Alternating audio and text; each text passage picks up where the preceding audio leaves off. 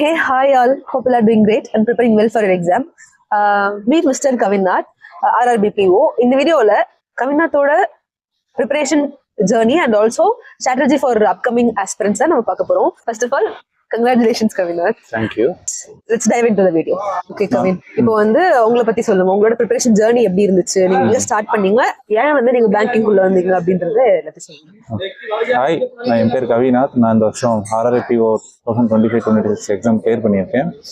Okay, என்னோட banking journey எப்படி start ஆச்சுன்னா, இது ப்ரீவியஸாக நான் நிறைய குரூப் எக்ஸாம்ஸ் அது மாதிரி வேறு சென்ட்ரல் கவர்மெண்ட் எக்ஸாம்ஸ் எழுதிட்டு இருந்தேன். என்னால் எதுவுமே கிளியர் பண்ண முடியல. ஸோ அதுலேயே எனக்கு 3 இயர்ஸ் கிட்டத்தட்ட எனக்கு போயிடுச்சு. மார்ஜினல் மார்க்ஸை நான் நிறைய லூஸ் பண்ணிகிட்டே இருந்தேன். ஸோ பேங்கிங் வந்து ஆக்சுவலாக 2024 வந்து நான் IBSPO சும்மா ஃப்ரெண்ட்ஸ் சொன்னாங்க, ஐடியா கொடுத்தாங்கன்னு எழுதுனேன். அதுக்கு எனக்கு ப்ரிலிம்ஸ் கிளியர் ஆச்சு. ஸோ ஓகே அப்படின்ட்டு எனக்கு மெயின்ஸ் ஐடியா இல்லை, எனக்கு எதுவுமே தெரியாது. ஓகே, அதுக்கப்புறம் SPI கிளர்க்கு நான் 2025 ஸ்டார்டிங் 24 நடக்க வேண்டியது 25 ஸ்டார்டிங்கில் வந்துச்சு. ஸோ நான் அதுக்கு ட்ரை பண்ணேன். அது கிட்ட வந்துச்சு. ஸோ ஓகே, நம்ம பேங்கிங் கிட்ட வருது, நம்மளுக்கு இந்த ஃபீல்ட் ஒர்க் ஆகுதுன்னு சொல்லி நான் ஃபுல் ஃபீல்டில் இறங்கினேன். ஸோ ஆக்சுவலாக 2025 ஜனவரின்னு நினைக்கிறேன், அதில் நான் SPI கிளர் ஸ்டார்ட் பண்ணேன். அப்போ இருந்து இது வரைக்கும் ஸோ நிறைய எக்ஸாம்ஸ் எழுதியிருக்கேன். ஹோப்ஃபுல்லி இந்த எக்ஸாம்ஸ் கிளியர் ஆனால சொன்னதா. ஓகே சார், இப்போ என்னென்ன எக்ஸாம்ஸ் வந்து இது வரைக்கும் நீங்க கொடுத்துருக்கீங்க? ஓகே, நான் 2025 நடந்த SPI கிளர்க்கு PO கொடுத்துருந்தேன். SPI PO எனக்கு ப்ரிலிம்ஸே கிளியர் ஆகலை. SPI கிளர்க்கு வந்து முன்னாடி சொன்ன மாதிரி ஒரு 4 or 5 மார்க்ஸ் எனக்கு மிஸ் ஆச்சு. அப்புறம் இந்த வருஷம் திருப்பி SPI கிளர்க் PO நடந்துச்சு. SPI PO வந்து ப்ரிலிம்ஸ் கிளியர் ஆச்சு. மெயின்ஸ் வந்து ஒரு 2 மார்க்ஸ் டிஃபரன்ஸில் போயிடுச்சு. IBS PO வந்து ஒரு 4 or 5 மார்க்ஸ் கிட்ட எனக்கு போயிடுச்சு. ஸோ அப்புறம் RRB PO வந்து ஹோப்ஃபுல்லி எனக்கு கிளியர் ஆயிடுச்சு. SPI கிளர்க்கு வந்து 1.5 சம்திங் அந்த மார்ஜினில் எனக்கு போயிடுச்சு.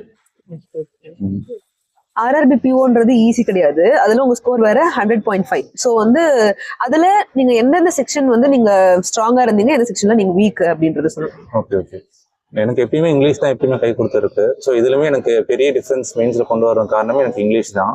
இங்கிலீஷ் மட்டும் 36.25 நான் எடுத்திருந்தேன். ஸோ அதுல எனக்கு மேஜர் டிஃபரன்ஸ் அந்த ஒரு ப்ளஸ் அந்த 10 மார்க்ஸ் எனக்கு டியூஷன் காரணமே அதுதான். இன்ஃபேக்ட் வேலை கிடைச்சது காரணமே எனக்கு அந்த இங்கிலீஷ் மார்க் மட்டும் தான்.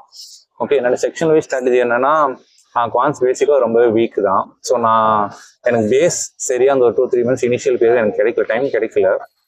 ஸோ நான் பேஸ் செட் பண்ண முடியாதனால என்னால் டக்குன்னு ப்ரிப்பரேஷன் டைமில் என்னால் குவான்ஸை ஸ்ட்ராங் பண்ண முடியல. ஸோ நான் நினச்சிட்டு குவான்ஸில் ஆவரேஜாக ஒரு கிட்டத்தட்ட ஒரு நெருங்கின மார்க் எடுத்துட்டு ஒரு ஆவரேஜான மார்க் ஸ்கோர் பண்ணிட்டு நான் வந்து மீதி செக்ஷன்ஸில் ஒர்க் பண்ண ஆரம்பித்தேன். ஸோ ரீசனிங் நிறைய கிரிட்டிக்கல் ரீசனிங் அந்த மாதிரி இன்புட் ஓப்பன் நிறைய கற்றுக்க ஆரம்பித்தேன். அப்புறம் இங்கிலீஷ் ஆப்வியஸாக எனக்கு நேச்சுரலாக கொஞ்சம் ஓரளவுக்கு வரும். ப்ளஸ் நிறைய நான் நியூஸ் பேப்பர் கிட்டத்தட்ட ரீடிங் வந்து ஒரு 3 to 4 இயர்ஸ் நான் கண்டினியூஸாக பண்ணிகிட்டே இருந்தேன். ஸோ அந்த ப்ரிப்பரேஷன் மற்ற எக்ஸாம்ஸோட ப்ரிப்பரேஷன் எனக்கு இது ரொம்ப யூஸ்ஃபுல்லாக இருந்துச்சு. ஸோ என்னால் இங்கிலீஷ் ஈஸியாக என் ஹேண்ட்ஸில் வந்து விழுந்துச்சு. அப்புறம் கரண்ட் அஃபேர்ஸ் நான் இனிஷியலாக ரொம்ப ஸ்ட்ரகிள் பண்ணேன் தான். ஏன்னா அஃபேர்ஸ்லோட அந்த மெட்டீரியல் எனக்கு எதுவுமே பெருசாக தெரியாது. ஒரு ரீசெண்டாக ஒரு 4-5 months நான் அஃபேர்ஸ்குள்ள படிக்க ஆரம்பித்தேன்.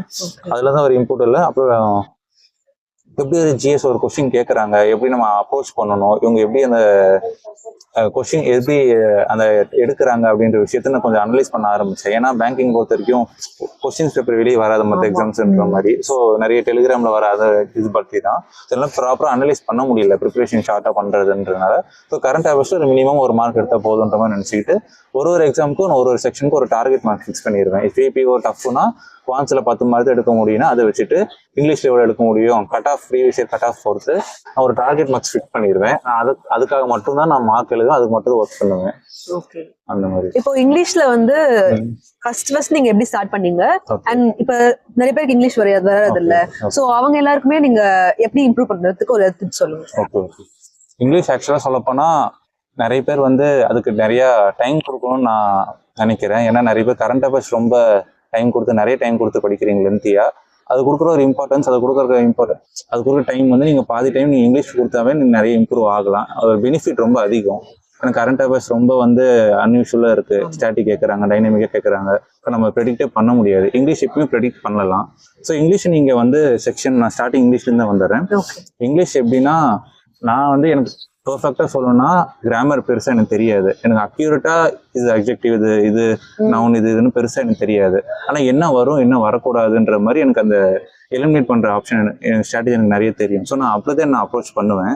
கிராமர் ஆக்சுவலாக நீங்கள் எல்லாரும் கற்றுக்கணும், நான் கற்றுக்க வேணாம்னு சொல்லவே மாட்டேன். ஆனால் எனக்கு நியூஸ் பேப்பர் ரீடிங் படிக்க எனக்கு எது தப்பு எது மிஸ்டேக்குன்றது என்னால் சென்ஸ் பண்ண முடிஞ்சுச்சு. அந்த வேர்டு என்ன வேர்டு வரும்னு என்னால் கெஸ் பண்ண முடியும்.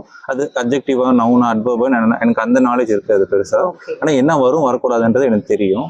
ஸோ மோஸ்ட்டாக நான் வந்து கிட்டத்தட்ட 3-4 இயர்ஸாக நான் நியூஸ் பேப்பர் படிச்சுட்டே இருக்கேன். ஸோ எனக்கு நியூஸ் பேப்பர் படிக்கலன்னா தூக்கம் வராது. ஸோ அந்த மாதிரி நியூஸ் பேப்பர் அடிக்ட் நான். ஸோ மோஸ்ட்டாகவே ரீடிங் காம்ப்ரிஹென்ஷன் எக்ஸாமில் கேட்குறது எல்லாமே வந்து நியூஸ் பேப்பர் கிளிக்ஸா மட்டுமே தான் இருக்கும். ஸோ நீங்கள் கரண்ட் அஃபேர்ஸில் உங்களுக்கு அந்த மாதிரி பேசேஜ் நீங்கள் ரீட் பண்ணாதனால தான் உங்களால் டக்குன்னு அனலைஸ் பண்ணி பேசேஜ் படிக்கிறத டைம் வேஸ்ட் பண்ணிட்டு இல்லை சரியாக புரியாமல் திருப்பி ரீட் பண்ணிக்கிட்டு அப்படி பண்ணுறீங்க. ஸோ நான் எப்பயுமே ரீடிங் காம்ப்ரிஹென்ஷன் வந்து ப்ரிலிம்ஸ்க்கு வந்து நான் எப்பயுமே ரீட் பண்ண மாட்டேன். காம்ப்ரிஹென்ஷன் பேசேஜே படிக்க மாட்டேன். ஸோ இனிஷியலாக நான் ஒரு 2-3 சென்டென்சஸ் நான் படிச்சுட்டு அதுக்கப்புறம் அது என்ன சொல்ல வராங்கன்னு நான் தெரிஞ்சுப்பேன். ஆப்ஷன் நான் பார்ப்பேன். ஆப்ஷன் வந்து 3 ஆப்ஷன் கிட்டத்தட்ட வந்து காமன் சென்ஸ் இல்லாமல் லாஜிக்கலாக நம்ம எலிமினேட் பண்ணிடலாம். மீதி 2 ஆப்ஷன் சூஸ் பண்ணிட்டு அதை அந்த ஆப்ஷனை மட்டும் நான் சர்ச் பண்ணி பாரு டக்குன்னு போட்டுருவேன். மெயின்ஸ் பொறுத்த வரைக்கும் கொஞ்சம் காம்ப்ளிகேட்டடாக இருக்கும். ஏன்னா நிறைய அந்த சினோனிம் வரும், ஆன்டோனிம் வரும், டேஷ் கொடுத்து ஃபில் பண்ண சொல்லுவோம், கிளாஸ் டெஸ்ட்ல மிக்ஸ் பண்ணி வரும். ஒரு ஆர்சி ஈஸியாக இருக்கும், இன்னொரு ஆர்சி ரொம்ப டஃப்பாக இருக்கும். ஸோ ஃபர்ஸ்ட் ஆர்சி நான் கரெக்டாக போட்டுருவேன். ப்ளஸ் எனக்குமே வந்து இங்கிலீஷ் அப்ரோச் என்ன பண்ணுவாங்கன்னா, எனக்கு காமனாக என் ஃப்ரெண்ட்ஸ் என்ன பண்ணுவாங்கன்னா, சின்ன சின்ன கொஸ்டின்ஸ்லேருந்து எல்லாம் டேஷ் ஃபில் இந்த எரர் ஸ்பாட்டிங் அந்த மாதிரி வருவாங்க. எனக்கு அப்படியெல்லாம் வர பிடிக்காது. ஃபர்ஸ்ட் ஹாஃப்லேயே நான் ஒரு ஆர்சி நான் ட்ரை பண்ணிடுவேன். ஏன்னா லென்த்தையே நீங்கள் எவ்வளோ தூரம் தள்ளிட்டு போறீங்களோ ஆர்சி நீங்கள் லாஸ்ட் டைம் வர உங்களுக்கு சரியா அனலைஸ் பண்ணி புரிஞ்சுக்க முடியாது. நிறைய நீங்கள் டைம் வேஸ்ட் பண்ணிடுவீங்க, நீங்கள் ரொம்ப ஸ்ட்ரெஸ் ஆயிருவீங்க. சின்ன கொஸ்டின்னா உங்களுக்கு 30 செகண்ட் இருந்தாலும் உங்களுக்கு டோட்டலாக கான்ஃபிடென்ட் வரும். ஆர்சியை பொறுத்தவரைக்கும் நீங்கள் லாஸ்ட்டில் தள்ள உங்களுக்கு ரொம்பவே டஃப்பாக வரும். ஸோ நான் எப்பயும் ஃபர்ஸ்ட் ஹாஃப்ல ஒரு ஆர்சி வச்சுப்பேன், செகண்ட் ஹாஃப்ல ஒரு ஆர்சி வைப்பேன். அந்த கொஸ்டின் ஆர்டர் வைஸாக தான் நான் போவேன் எப்பயுமே எனக்கு இங்கிலீஷ் பொறுத்த வரைக்கும். ஸோ நீங்களுமே நிறைய கிராமர் கற்றுக்கோங்க, ப்ராப்பராக கற்றுக்கிட்டு வந்தால் தான் எப்பயுமே யூஸ்ஃபுல்லாக இருக்கும். கிராமட்டிக்கலாக ஒரு விஷயத்தை எப்பயுமே எல்லா கொஸ்டின்ஸ் அப்ரோச் பண்ணணும்னு நினைக்க வேணாம். கொஞ்சம் காமன் சென்ஸோட இது பாசிட்டிவாக இருக்குது, இந்த சென்டென்ஸ் பாசிட்டிவாக இருக்குன்னா பாசிட்டிவான வேர்டு தான் சூட் ஆகும். இந்த வேர்டு நீங்கள் படிக்கும் போதே உங்களுக்கு வந்து பாசிட்டிவ் வேர்டா நெகட்டிவ் வேர்டான்னு உங்களை சென்ஸ் பண்ண முடியும். ஸோ அதை வச்சு நீங்கள் மூவ் பண்ணி கிளாஸ் டெஸ்ட்டாக இருக்கட்டும், எரர் ஸ்பாட்டிங்காக இருக்கட்டும். எரர் ஸ்பாட்டிங்கில் ஈஸியாக சிங்குலர் ப்ளூரல் இந்த மாதிரி பேசிக்காக தான் கேட்பான். ஆனால் நம்ம கண்ணுக்கு அதை அப்படியே மறந்துடும். ரொம்ப கிராமட்டிக்கலாக அப்ரோச் பண்ணால் அதை மறந்துடுவோம். ஸோ கிராமட்டிக்கல் தாண்டி கொஞ்சம் லாஜிக்கலாக அப்ரோச் பண்ண ஆரம்பிச்சிங்கன்னா இங்கிலீஷ் கொஞ்சம் ஈஸியாகவே இருக்கும். இப்போ வந்து 120 ரூல்ஸ் தான் படிக்கணுமா? இப்போ எல்லாருமே கேட்குறாங்க, எல்லாருமே சொல்லுவாங்கல்ல 120 ரூல்ஸ் படிக்கணும், எடிட்டோரியல் படிக்கணும், அப்புறம் வெக்காப்ஸ் டெய்லி படிக்கணும், இது எல்லாமே மேஜரா சொல்லுவாங்க. சோ அது நீங்க படிச்சீங்களா? 120 ரூல்ஸ் நான் படிக்கல, ஆனா கிட்டத்தட்ட ஒரு 50 to 60 ரூல்ஸ் நான் வந்து கிளிம்ஸ் பார்த்துருக்கேன். அந்த ஷார்ட்ஸ் அந்த நிமிஷம் சொல்லி ரெஃபர் பண்ணி என்ன சொல்ல வராங்கன்றதை நான் தெரிஞ்சிருக்கேன். ஓகே இதெல்லாம் டிஃப்ரெண்டா இருக்குன்னு நினைக்கிறேன். அது நிறைய கிராமரை போவோம், டிகிரி கம்பேரிட்டிவ் சூப்பர்லேட்டிவ் என்னென்னமோ போவோம். ஸோ அதெல்லாம் நம்ம கத்துக்கிட்டு வந்து தான் அப்ளை பண்ணோம், அட்டன் பண்ணணுன்ற அவசியம் கிடையாது. ஒரு பேசிக்கா ஒரு 20 ரூல்ஸ் நீங்க படிச்சு வச்சுக்கலாம். பிட்வீன் வந்தா அண்ட் வரும், ஃப்ரம் வந்தா டூ வரும். இதெல்லாம் ரொம்ப பேசிக்கான ஒரு விஷயம். ஸோ அதெல்லாம் நீங்க படிச்சுக்க வர வழி இல்லை. அப்புறம் நியூஸ் பேப்பர் நான் எப்படி படிப்பேன்னா, எடிட்டோரியல் இருந்து எல்லா காலமும் நான் படிச்சிருவேன். மெயினாக எடிட்டோரியல் மட்டும்தான். ஏன்னா எடிட்டோரியல் வர டிஃப்ரெண்டான வேர்ட்ஸ் நான் நோட் பண்ணிட்டு நான் உடனே கூகுள் பண்ணி அதை தமிழ் டிரான்ஸ்லேஷன் தெரிஞ்சுக்கிட்டு அந்த தமிழ் டிரான்ஸ்லேஷன் மீனிங் நான் ஞாபகம் வச்சுக்கிறதுக்கு ஒரு சின்ன ஒரு பிளே மாதிரி நான் செட் பண்ணிப்பேன். இந்த விஷயம் இப்படி நடந்துச்சு, அதனால இந்த வேர்டை நான் யூஸ் பண்ணி அதை பொருத்தி பார்த்து நான் மைண்ட்ல ஃபிக்ஸ் பண்ணிப்பேன். ஸோ அந்த மாதிரி ஒர்க்அப்ஸ் நான் படிக்க ஆரம்பிச்சேன்னா எனக்கு ஈஸியாக ஞாபகம் வரும். ஓகே இந்த வேர்டு வந்து நம்மளுக்கு பாசிட்டிவா நெகட்டிவா தெரிஞ்சிச்சுனாவே அந்த வேர்டு ஃபிட் பண்ணலாம் வேணாம நம்மளுக்கு கெஸ் பண்ணிட முடியும். ஸோ அந்த மாதிரி நான் எடிட்டோரியல் இருந்து ஒர்க்அப்ஸ் எல்லாம் நான் அப்படியே ப்ரிப்பேர் பண்ண ஆரம்பிச்சேன். தனியாக நம்ம டெய்லி ஒரு 10 வேர்டு படிக்கணுன்ற மாதிரி படிக்க மாட்டேன். நியூஸ் பேப்பர் வேற ஏதாவது படிக்கிறதா இருந்துச்சு பண்ணுவேன். ப்ளஸ் என்னோட எக்ஸ்ட்ரா கரிக்குலர் லெஷர் டைம்லயும் நான் வந்து நிறைய இங்கிலீஷ் வெப் சீரிஸ் பார்க்கறதா இருக்கட்டும், ரீல்ஸ் வந்து நிறைய இங்கிலீஷ் அந்த சின்ன சின்ன கார்ட்டூன் மாதிரி இருக்கும் அதை படிக்கிறதா இருக்கட்டும், சப்டைட்டில் நிறைய படிக்கிறதா இருக்கட்டும். ஸோ நான் லெஷர் டைம்லயும் நிறைய இங்கிலீஷ் வீடியோஸ் யூடியூப் அது மாதிரி தான் டெடெக்ஸ் டாக்ஸ் எல்லாம் இருக்குன்னு அது மாதிரி தான் பார்ப்பேன். ஸோ எனக்கு அதனால எனக்கு ஃப்ரீ டைமும் எனக்கு வந்து இங்கிலீஷ்க்கு யூஸ் பண்ண மாதிரி நான் பண்ணிக்கிறேன். இப்போ வந்து இங்கிலீஷ்க்கு அடுத்து குவான்ஸ் தான் நிறைய பேர் கஷ்டமா ஃபீல் பண்ணுவாங்க. நீங்க குவான்ஸ்ல எந்த அளவு ஸ்ட்ராங்கா இல்ல ஆவரேஜ் அந்த மாதிரி? இப்போ நான் குவான்ஸ் பொறுத்த வரைக்கும் நான் ஒத்துக்கிட்டு தான் ஆகணும். நான் ரொம்ப ஆவரேஜ் தான், பிலோ ஆவரேஜ் தான் இருந்தேன். கடைசி டைம்ல என் ஃப்ரெண்ட்ஸ்லாம் நிறைய ஹெல்ப் பண்ணாங்க. ஸோ அதனால வந்து ஒரு ஆவரேஜ் என்னால் கிட்ட நெருங்க முடிஞ்சு. என் ப்ரிப்பரேஷன் டைம் எனக்கு கிடைச்சிருந்துச்சுன்னா ப்ராப்பராக ஒரு பேஸ் செட் பண்ணி என்னால் பண்ணியிருக்க முடியும். ஸோ நான் ஆவரேஜ் லெவலில் தான் மார்க்ஸ் ஸ்கோர் பண்ணுவேன். அப்படின்னா அதுக்கு என்னென்ன தேவை? இப்போ ஒரு RRBO மீன்ஸ்னு எடுத்துக்கோங்களேன், ஈஸியா டஃபா வாட் எவர் நான் 20 மார்க்ஸ் நான் ஃபிக்ஸ் பண்ணுவேன். அந்த 20 மார்க்ஸ் என்ன தேவையோ நான் அது மட்டும் தான் நான் படிப்பேன். அது மீறி என்னால போட முடிஞ்சுன்னா ஓகே. ஆனா அந்த மினிமம் அந்த 15 to 20 மார்க்ஸ் நான் எடுத்தாகணும். எவ்வளவு டஃபா இருந்தாலும் சரி, ஈஸியா இருந்தாலும் சரி. ஈஸியா இருந்தால் ஆப்வியஸா மார்க் பூஸ்ட் ஆக போகுது, டஃபா இருந்தால் அந்த மினிமம் 20 மார்க்ஸ் எடுக்கணும்னு நினைப்பேன். ஸோ அந்த டைமில் நான் அந்த 20 மார்க்குக்காக மட்டுமே தான் நான் தேடி போடுவேன். நான் 30 போகணும், 25, 33 போகணும்னு நான் யோசிக்க மாட்டேன். ஸோ அந்த மினிமம் மார்க் எடுத்தோன்னா மீதி செக்ஷன் நான் கோப்பப் பண்ணிக்கலான்றக்கோசரம் அது மாதிரி பண்ணுவேன். ஸோ குவான்ஸ் பொறுத்த வரைக்கும் ப்ரிலிம்ஸ் ஆப்வியஸாக எல்லாருக்கும் தெரியும். மிஸ்லினியஸ் போவீங்க, அப்புறம் டிஏ வருவீங்க, நிறைய பேர் அப்ளிகேஷன் ஸ்ட்ராங்காக தான் அப்ளிகேஷன் போவீங்க. மெயின்ஸ் பொறுத்த வரைக்கும் நான் எப்படி பண்ணுவேன்னா ஆப்வியஸாக அப்ளிகேஷன் இல்லை ஆப்வியஸாக அப்ராக்சிமேஷன் சிம்பிளிஃபிகேஷனும் ஃபர்ஸ்ட் எடுத்துப்பேன். அப்புறம் எனக்கு குவாட்ரேட்டிக் எனக்கு ஈஸியாக வரும். எனக்கு ஸ்கூல் டைமில் கொஞ்சம் ஸ்ட்ராங்குன்றதுனால குவாட்ரேட்டிக் நான் நிறைய இருப்பேன். நிறைய பேர் இங்கே குவாட்ரேட்டிக் சூஸ் பண்ண மாட்டாங்க, லாஸ்ட் ப்ரிஃபரன்ஸாக எடுப்பாங்க. நான் குவாட்ரேட்டிக் செகண்ட் ப்ரிஃபரன்ஸை வச்சிருவேன். முடிச்சுட்டு ஒரு சிம்பிளான ஒரு டிஏ எது ஈஸியாக இருக்கோ அதை நான் பிக் பண்ணிவிட்டு எனக்கு பார்த்தாவே தெரியும் எது ஈஸி எது டஃப்ன்ற மாதிரி. ஸோ அந்த டிஏ நான் டக்குன்னு போட்டுருவேன். அப்ளிகேஷன் வந்து எனக்கு ஒரு சில டாபிக்ஸ் தான் நான் ஸ்ட்ராங், ரேஷியோ ப்ரொபோர்ஷன்ஸ் ஆவரேஜ் அது மாதிரி ஸ்ட்ராங். போத்ஸ் அண்ட் ஸ்ட்ரீம்ஸ் எனக்கு சுட்டு போட என்ன பண்ணாலும் எனக்கு வராது. ஸோ நான் வந்து அதை ட்ரை பண்ணணும் கற்றுக்கணுன்ற மாதிரி நிறைய நினச்சிருக்கு. இருந்தாலும் எனக்கு மீன்ஸில் எனக்கு வரல. அந்த எக்ஸாம் டைமில் எனக்கு ப்ரெஷர் யோசிக்க முடியல. ஸோ எனக்கு அப்ளிகேஷன் எனக்கு தெரிஞ்ச டாபிக்ஸில் எவ்வளோ வருதோ நான் பிக் பண்ணி சூஸ் பண்ணி போட்டுருவேன். ஆப்வியஸ்லி என்னோட டார்கெட் மார்க் வந்து 20 எவ்வளோ டார்கெட் மார்க் வைக்கிறனோ அதுக்கு நான் ரீச் பண்ணிட்டேன்னா எனக்கு சாட்டிஸ்ஃபேக்ஷன் இருக்கும். மீதி செக்ஷன் நான் கவர் பண்ணிக்கலான்ற மாதிரி யோசிப்பேன். இப்போ நீங்க கிளாஸ் வந்து இப்போ உங்க பேசிக்லாம் நீங்க எப்படி கத்துக்கிட்டீங்க? கிளாஸஸ் எதுவும் போனீங்களா இல்ல வந்து ஆன்லைன்ல இல்ல வந்து நீங்களே செல்ஃப் ப்ரிப்பரேஷன் அந்த மாதிரி சொல்லுங்க. ஓகே இனிஷியல் டைம்ல நான் செல்ஃப் ப்ரிப்பரேஷன் பண்ணேன். அப்புறம் May 2025 வந்து நான் வந்து கைலி கோல்ட் பேட்ச்னு சொல்லி அதை நான் ஜாயின் பண்ணியிருந்தேன். அது ரிப்பீட்டர்ஸ் பேட்ச் ஜாயின் பண்ணியிருந்தேன். அவங்க என்ன பண்ணுவாங்கன்னா அவங்க என்ன ஒரு குறிப்பிட்ட ஸ்டூடெண்ட்ஸ்க்கு ஒரு மென்டார் கொடுத்துருவாங்க கைட் பண்றதுக்கு. அப்புறம் அவங்களோட ஷெடியூல் ஒரு டெய்லி ஷெடியூல் அவங்க கொடுத்துருவாங்க. ஒரு ட்ராக் ஷீட் கொடுத்துருவாங்க, அதை நம்ம ஃபில் பண்ணணும். டெய்லியும் டெஸ்ட் சொல்லுவாங்க. எந்த எக்ஸாம் வருதோ அந்த எக்ஸாமுக்கு ஏற்ற மாதிரி நிறைய டெஸ்ட் அவங்க டெஸ்ட் கொடுத்து அவங்க ஓன் டெஸ்ட் கொடுத்து அதை அட்டன் பண்ண சொல்லுவாங்க. மார்க் அனலைஸ் பண்ணி எந்த டவுட்ஸ் இருந்தாலும் அந்த மென்டர்ஸ்கிட்ட கால் பண்ணி கேட்டுக்கலாம். ஸோ அதில் இருக்கிற PDF கோர்ஸ்லேருந்து எல்லாம் எனக்கு எந்த டாபிக் வீக்காக இருக்கோ அதை நான் டாபிக் தேடி பிடிச்சி அதை நான் ஒர்க் பண்ணுவேன். அந்த மாதிரி எனக்கு ரொம்ப யூஸ்ஃபுல்லாக இருந்துச்சு கைட்லிங். வேற எந்த பிளாட்ஃபார்ம் நான் பெருசாக ஜாயின் பண்ணல. மார்க் டெஸ்ட்லாம் எல்லா பிளாட்ஃபார்ம் போடுறீங்களா இல்லை அந்த பர்டிகுலர் பிளாட்ஃபார்ம் மட்டும் போடுவீங்க? இல்லை மார்க் டெஸ்ட் நான் கைடி ப்ரிஃபரன்ஸ் வச்சிருந்தேன். அப்புறம் லாஸ்ட் ஒரு 4-5 மந்த்ஸாக தான் நான் வந்து நிறைய எனக்கு தெரிய ஆரம்பிச்சிச்சு. ஸோ நான் இந்த வாலிபால் இருந்து எல்லாம் இது பண்ணி டெஸ்ட் பிளாட்ஃபார்ம் வந்து நீங்கள் 2-3 டெஸ்ட் பிளாட்ஃபார்ம் நீங்கள் பேரலா ஒரு நாள் இது ஒரு நாள் அது மாதிரி சூஸ் பண்ணி போகணும். வீடியோஸ் யூடியூப்ல பாப்பேன்னு சொன்னீங்கல்ல, யார் யார் வீடியோலாம் பாப்பீங்க அப்படின்றது பர்டிகுலர் சொன்னீங்கன்னா அடுத்து யூஸ்ஃபுல்லா இருக்கும். ஓகே நான் இனிஷியலா வந்து ஃபீல் ஃப்ரீ டு லேர்ன் அப்புறம் கிராக் வித் டெக் நிறைய பார்த்துட்டு பேஸ் செட் பண்ணிட்டேன்.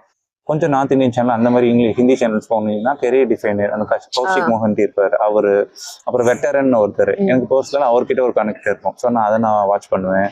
அப்புறம் டெய்லி ஒரு மேங்கா அவங்க இது பண்ணுற பார்ப்பேன். மோஸ்ட்டாக அவங்களோட வீடியோஸ் தாண்டி அவங்களோட மார்க் டெஸ்ட் போடுவாங்க, லைவ் டெஸ்ட் போடுவாங்க, அதை அவங்க சால்வ் பண்ணுவாங்க. அவங்களோட அப்ரோச் என்னன்னு நான் நிறைய தெரிஞ்சுப்பேன் கிளாஸஸ் தாண்டி அந்த மாதிரி. ஓகே கவின், இப்போ ரீசனிங் பார்த்தோம்னா ரீசனிங் நீங்க எப்படி ஸ்ட்ராங்கா இல்ல ஆவரேஜ் ஆர் வீக்? ஓகே நான் ரீசனிங் பொறுத்த வரைக்கும் அபவ் ஆவரேஜ் தான். எனக்கு ஒரு சில செட் ஆஃப் பசில்ஸ் தான் எனக்கு வரும், ஒரு சில செட் ஆஃப் பசில்ஸ் எனக்கு வராது. ஸோ நான் எனக்கு எது வருமோ அதை மட்டும் நான் ஸ்ட்ராங் பண்ண ட்ரை பண்ணேன். கிரிட்டிக்கல் ரீசனிங் எனக்கு இங்கிலீஷ் வரதுனால ஓரளவுக்கு நான் கிரிட்டிக்கல் ரீசனிங் கரெக்டாக போடுவேன். நெகட்டிவாக போயிருக்கு நிறைய இருந்தாலுமே கிரிட்டிக்கல் ரீசனிங் நிறைய ட்ரை பண்ணுவேன். நிறைய பேர் ட்ரை பண்ண மாட்டாங்க வேணான்ற மாதிரி. கிரிட்டிக்கல் ரீசனிங் ட்ரை பண்ணுவேன். ஸோ ரீசனிங் பொறுத்த வரைக்கும் ப்ரிலிம்ஸ் ஆப்வியஸாக எல்லாரும் தெரியும். நான் வந்து லைன் பை லைன் தான் வருவேன். ஏன்னா எனக்கு என்ன ஸ்கிப் பண்ணிட்டு சூஸ் பண்ண டைம் போகுன்றது லைன் பை லைனாக வருவேன். அப்புறம் மெயின்ஸ் பொறுத்த வரைக்கும் ஸ்டார்டிங்காக அந்த மிஸ்லினியஸ் ஆப்வியஸாக அந்த கோட் எண்ணிக்குள்ளே மிஸ்லினியஸ் தான். அதுக்கு நிறைய ஷார்ட்கட்ஸ் இருக்குன்னு எனக்கு கற்றுக்க முடியல. ஷார்ட்கட்ஸ் நீங்கள் நிறைய லேர்ன் பண்ணிருக்கேன், ஏன்னா டைம் சேவ் பண்ணணும் நிறையா. அப்புறம் மிஸ்லினியஸில் முடிச்சுட்டு கிரிட்டிக்கல் ரீசனிங் ஈஸியாக இருந்துச்சுன்னா என்னோட லைனில் அந்த கொஸ்டின் லைன் அப்பில் எனக்கு வந்துச்சுன்னா நான் ட்ரை பண்ணுவேன். ஸ்ட்ரைட்டாக பசிலுக்கு போயிடுவேன். ஓகே நான் எந்த பசில் ஸ்ட்ராங்கோ நான் அந்த பசில் நான் ட்ரை பண்ணுவேன். அது கொஸ்டின் டஃப்பாக இருந்தாலும் ஈஸியாக இருந்தாலும் அந்த பசில் நான் எனக்கு என்னோட ஃபேவரட் ஏரியாவில் வந்துச்சுன்னா நான் ஸ்ட்ராங்காக நான் இது பண்ணிடுவேன். பசில் வரலைன்னா நான் டைம் வேஸ்ட் பண்ணவே மாட்டேன். 3 நிமிஷம் 4 நிமிஷம் போனாலும் நான் ஸ்கிப் பண்ணிட்டு அடுத்த பசில் நான் போயிடுவேன். ஜம்ப் பண்ணி இந்த ஈகோ பார்த்துட்டு நான் ட்ரை பண்ணவே மாட்டேன். அப்புறம் எனக்கு இன்புட் அவுட் ரொம்ப வீக். எனக்கு என்ன ட்ரை பண்ணாலும் வராது. மேபி ஒரு 2-3 ஸ்டெப் வரும், அதுக்கப்புறம் நான் இது ஆவேன். அதனாலேயே ஒரு 2 எக்ஸாம் கிட்டத்தட்ட நான் விட்டு இருக்கேன். ட்ரை பண்ணலாம், எல்லாரும் ட்ரை பண்றாங்க வரணும்னு சொல்லிட்டு நானும் ட்ரை பண்ணியிருக்கேன். எக்ஸாம்ல போய் நான் புதுசாக ட்ரை பண்ணி நான் பேக்லாஷ் எனக்கு ஆச்சு. ஸோ இன்புட் அப்படி எனக்கு என்ன பண்ணாலும் வரல, 2-3 ஸ்டெப் என்ன டீகோட் பண்ண முடியல அப்படின்ட்டுனா அதை நான் விட்டுருவேன். எனக்கு வேணாம் அதுன்னா நான் விட்டுருவேன். அதே சொன்ன மாதிரி ரீசனிங் ஒரு டார்கெட் மார்க்ஸ் ஃபிக்ஸ் பண்ணுவேன். 25 to 30 வச்சேன்னா 25 மார்க்ஸ் நான் எடுக்கணும்னு நினைப்பேன். டஃபாக இருந்துச்சுன்னா 20-25 ரேஞ்சில் வருவேன். அந்த ரேஞ்சில் நான் வரலன்னா என்னால் அது அக்செப்ட் பண்ண முடியாது. ஸோ மார்க் டெஸ்ட்டு அந்த ரேஞ்சை நான் வந்து டெஃபினட்டாக அச்சீவ் பண்ணி ஆகணும். அந்த மாதிரி நான் ஒரு டார்கெட் இப்போ மார்க் டெஸ்ட்ல நீங்க ட்ரை எல்லாம் பண்ணிருக்கீங்களா? இந்த क्वेश्चंस வந்து அட்டெண்ட் பண்ண முடியாது ஆனா நம்ம பண்ணனும் அப்படி சொல்லிட்டு ட்ரை பண்ணிருக்கீங்களா? இப்ப சில क्वेश्चंस வந்து ரொம்ப கஷ்டமா இருக்கும். அத வந்து எக்ஸாம்ல வந்துச்சா நம்ம போட்டுக்க மாட்டோம். இருந்தாலும் அது தெரிஞ்சுக்கணும் அப்படினு நான் இங்க மார்க் டெஸ்ட் ட்ரை பண்ணிருக்கீங்களா இல்ல எக்ஸாம் அப்ரோச் தான் பண்ணனும்னு பண்ணிருக்கீங்களா? இல்ல ஆக்சுவலா மார்க் டெஸ்ட்ல பொறுத்தவரைக்கும் நான் நிறைய ட்ரையல் அண்ட் எரர் பண்ணுவேன். எது நம்மளுக்கு வரலையோ இல்ல வேற ஏதாவது அப்ரோச் ட்ரை பண்ணலாமான்ற மாதிரி ஸ்டார்டிங் பசில் இருந்து நான் ஒரு சில டைம் வருவேன்.